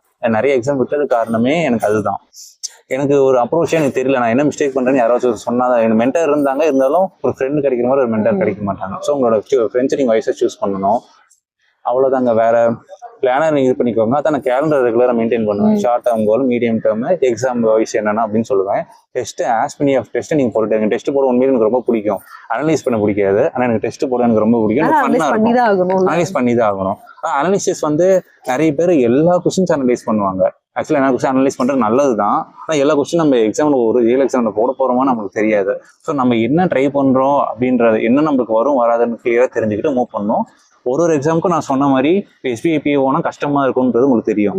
ஸோ கட் ஆஃப் இவ்வளவு இருக்குன்னா நீங்க வந்து ஒரு செக்ஷனுக்கு நீங்க உங்களுக்கு எவ்வளவு மார்க் வருமோ அதை நீங்க கால்குலேட் பண்ணிட்டே வரணும். உங்களுக்கு ஒரு 80 கிட்ட மார்க் வருதுன்னா நீங்க 80 தான் உங்களுக்கு மார்க் நீங்க சூஸ் பண்ணிக்கோங்க. அதுல இருந்து பிளஸ் எவ்வளவு வந்தாலும் ஓகே தான். ஆனா மினிமம் உங்களுக்கு 80 வரணும். அந்த செக்ஷன்ல நீங்க என்ன ஸ்கோர் பண்ணுன்றதை நீங்க ஒரு டார்கெட் மார்க்ஸ் ஃபிக்ஸ் பண்ணுங்க. அதுக்காக மட்டும் ஒர்க் பண்ணுங்க போதும். எல்லா செக்ஷன்லையும் நீங்க ஹை ஸ்கோரிங் எடுக்கணும்னு அவசியம் கிடையாது. ஸோ ஒரு செக்ஷன்லையும் இந்த ஸ்கோரை நான் அச்சீவ் பண்ணி ஆகணுன்ற மாதிரி ஒரு கோல் செட் பண்ணிட்டு அந்த ஒரு 30 minutes அந்த ஒரு 20 marksக்காக மட்டுமே நீங்க எஃபர்ட் போடுங்க. மற்ற எல்லா செக்ஷன்லையும் நீங்க வந்து எல்லா மார்க் ஃபுல் மார்க் எடுக்கணுன்ற மாதிரி அவசியம் இல்லை. மார்க் டெஸ்ட் நிறைய ட்ரைலர் நான் இது பண்ணோம். நான் அதுக்காக தான் அதை சொல்ல வரேன். அப்புறம் ஒரு டிஸ்க்ளைமர் நான் சொல்லிக்க விரும்புறேன். ஏன்னா என்னோடதுன்னு இல்லை, எந்த டாப்பர் சொன்னாலும் அந்த அட்வைஸை கேட்டுட்டு அவங்க சொல்ற ரிசோர்ஸஸை நம்பிட்டு நீங்க பிளைண்டா ஃபாலோ பண்ணணும்னு அவசியம் கிடையாது. உங்களுக்குன்னு ஒரு இண்டிவிஜுவல் ஒரு விஷயம் இருக்கு, உங்களுக்கு எது வரும் வராதுன்னு உங்களுக்கு நல்லாவே தெரியும். ஸோ நீங்க அப்ளை பண்ணி பார்த்துட்டு ஒரு டாப்பர் சொல்ற ஒரு ஐடியா சொல்றாங்கன்னா, அந்த ஒரு அப்ரோச் சொல்றாங்கன்னா அப்ளை பண்ணி பாருங்க. பார்த்துட்டு உங்களுக்கு அது செட் ஆச்சுன்னா அதை நீங்க ஃபாலோ பண்ணுங்க. இல்லைன்னா உங்களுக்கு எந்த அப்ரோச் செட் ஆகுதோ அது வரைக்கும் நீங்களே செல்ஃபா நிறைய நீங்க மார்க் டெஸ்ட் போட்டு அப்ளை பண்ணி உங்களுக்குன்னு ஒரு ஸ்ட்ராட்டஜி ஒரு அப்ரோச் வச்சுக்கோங்க. ப்ளஸ் மார்க் டெஸ்ட்ல நீங்க என்ன அப்ரோச் நீங்க பண்றீங்களோ அதுதான் ரியல் டெஸ்ட்ல நீங்க பண்ணணும். எக்ஸாம் எப்படி இருந்தாலும் சரி, ஒரு ஸ்ட்ராட்டஜி நீங்க ஃபாலோ பண்றீங்கன்னா மார்க் டெஸ்ட்ல போட்டு அங்கே போகணும். அங்கே போய் இன்னொரு கொஸ்டின் ஈஸியா இருக்கு, இல்லை ரிவர்ஸ் வர போறேன்னு பண்ணீங்கன்னா கண்டிப்பா நீங்க ஒரு மீடியம் ஸ்கோர் எடுத்தாலும் உங்களுக்கு பேக் ஃபேர் ஆகும். ஸோ மார்க் டெஸ்ட்ல என்ன பண்ண போறீங்களோ அது மட்டுமே தான் நீங்க ரியல் டெஸ்ட்ல எக்ஸிபிட் பண்ணணும்னு நான் விரும்புறேன். அவ்வளவுதான். ஸோ இன்க்ளூடிங் நான் சொன்ன விஷயம் வந்து உங்களுக்கு யூஸ் ஆனா ஓகே, யூஸ் இல்லைனாலுமே பிரச்சனை இல்லை. யாரோட விஷயத்தையுமே நீங்க பிளைண்டா ஃபாலோ பண்ண வேணாம், அதான் நான் சொல்றேன். Okay. உங்களுக்கு வேற எதுவும் டவுட்ஸ் இருந்துச்சுன்னா kindly comment, so that he will reply to all the comments. Most of the comments அவங்க முடிஞ்ச அளவு ரிப்ளை பண்ணிடுவாங்க. அது மட்டும் இல்லாம மேபி இந்த மந்த்க்குள்ள அவங்களே யூடியூப் சேனல் கூட ஸ்டார்ட் பண்ணுவாங்கன்னு நினைக்கிறேன். ஸோ வந்தாங்க அப்படின்னா நான் அதோட லிங்க் வந்து நம்ம சேனல்ல போடுறேன். So that's it guys. Once again congratulations Kavin. Thank you. N friend தான் இவங்க, ரொம்ப சின்சியரா இருப்பாங்க. ஆக்சுவலா இவங்க வந்து ஒரு எஜுகேட்டட் சேனல் யூடியூப் சேனல் ஆரம்பிக்கணும்னு அவசியம் கிடையாது. ஏன்னா இவங்களுக்கே தெரியும் இவங்க எஜுகேட்டட் வீடியோ போடுறது தாண்டி உங்களை லைஃப் ஸ்டைல் வீடியோ போட்டு உங்களுக்கு வியூஸ் லைக்ஸ் அதிகமாக போகும். அது தவிர்த்துட்டு இவங்க வந்து பேங்கிங் ரிலேட்டடா இன்ன வரைக்கும் உங்களுக்கும் அவங்களுக்கு தெரிஞ்ச விஷயத்த உங்களுக்கும் ஷேர் பண்றாங்கன்னா அதை நீங்க கரெக்டா யூட்டிலைஸ் பண்ணிட்டு இது பண்ணுங்க. ஒரு நிலை வந்து ஹார்ஷா இருக்கிறது அதெல்லாம் எதுவும் பண்ணாம சப்போர்ட் பண்ணுங்க, அவ்வளவுதான் சொல்ல வரேன். இதுல இருந்து வர இன்கம் ஒண்ணுமே கிடையாது. எனக்கு 4 விஷயத்த நான் என் ஃப்ரெண்ட்ஸ் கிட்ட எப்படி ஷேர் பண்ணுவோம்னா அது மாதிரி இவங்க எக்ஸாம் ப்ரிப்பேர் பண்ணிட்டு ரெக்கார்ட் பண்ணிட்டு இவங்க அவ்வளோ எஃபோர்ட் போட்டுட்டு உங்களுக்காக அது ஒரு சில விஷயம் நீங்களும் சக்ஸஸ் பண்ணணும்னு நினைச்சிட்டு அவங்க பண்றாங்க. இவங்க நிறைய பேர் அவங்க பார்த்து கூட இருந்திருக்க மாட்டாங்க. அப்படி இருந்துமே உங்களுக்கு அவ்வளோ லாயலா அவ்வளோ கைண்டா இருக்காங்க. ஸோ சப்ஸ்கிரைப் பண்ணணுமா, சப்ஸ்கிரைப் பண்ணிக்கோங்க.